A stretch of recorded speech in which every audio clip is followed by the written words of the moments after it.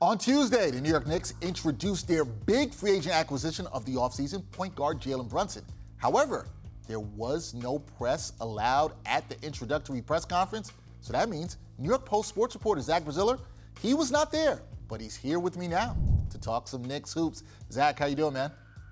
Doing good. It was, the Knicks in their own way, make bad headlines on a day where there should have been only good ones. Should have only been good ones, but we're here to talk about the bad as well, too. So, Zach, no media at an introductory presser. It's interesting, to say the least. So my question to you here is, why didn't the Knicks invite the media here? The Knicks have this new thing that they've been doing lately where they're looking to control the narrative. You saw it when Leon Rose in March only talked to the MSG network, did not talk to the team's beat writers. At Summer League, the Knicks didn't make Thibodeau or any of their executives available. They had some of their normal players attended. They were told not to talk, while you had, Damian Lillard is talking. I was able to talk to Tyronn Lue one-on-one. The Knicks' new thing is they're going to do what is mandatory by the league. There's nothing mandatory about inviting reporters to a signing press conference. And, instead of it being all these great stories about the Knicks finally have their point guard, to me, the most noteworthy thing that came out of yesterday was no reporters besides MSG Network were invited to this, introductory, whatever you want to call it. You want to call it a press conference or what? I'm pretty certain the Knicks are the only team in the league since the season ended that has not made an executive or its head coach available, whether it be a wrap-up after the season, whether it be pre or post-draft, whether it be free agency, whether it be summer league. Nobody from the Knicks has spoken to the media besides a few of the players who were involved in summer league. Yeah, kind of hard to call it a press conference when only in-house media is invited there. But Zach, Knicks fans did get to hear from Brunson yesterday. So what do you think they should take away from what he said, or be excited from yesterday's presser?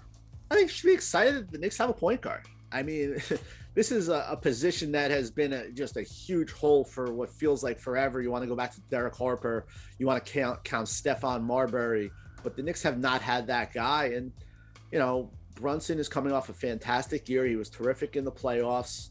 He's a relentless worker. He's a high character guy. He's a leader. I like the move. I know there are some people who felt that the Knicks overpaid. I think it's a really good move. I think he's going to help RJ Barrett. I think he's going to help Julius Randle. And who knows, maybe he'll help Donovan Mitchell if they ever figure out a way to trade for him too. Oh, well, look at you right there with the perfect segue, all right? Right to Donovan Mitchell. You know that's what Knicks fans want to talk about. The talk around the team possibly acquiring the Utah Jazz guard has been a hot topic this month, as you know, Zach. So are the Knicks any closer to trading for Mitchell, and is this something you can see happening soon? It seems like they're in a little bit of a holding pattern. The Jazz have crazy high demands. You've heard reports of they want 6 first-round picks. They want all, four quality young players the Knicks have, outside of Barrett, McBride, Grimes, Obi, Manuel quickly. The Knicks clearly don't want to give that much up. So you've heard that the Jazz are kind of now canvassing the league a little, seeing what else is out there.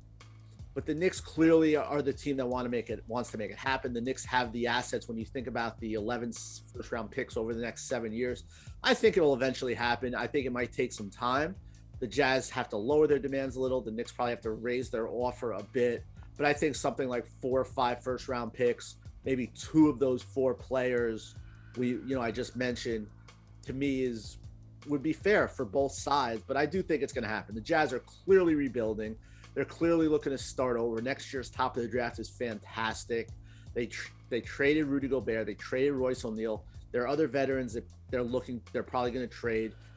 Mitchell is not going to be a member of the Jazz next year. I'd be stunned. I think he'll be a Knick. It just depends on how much it's going to take to get him.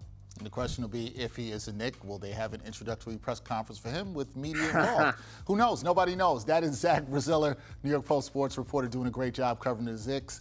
Zach, great to see you. Thanks for joining me, man. Hey, man. My pleasure.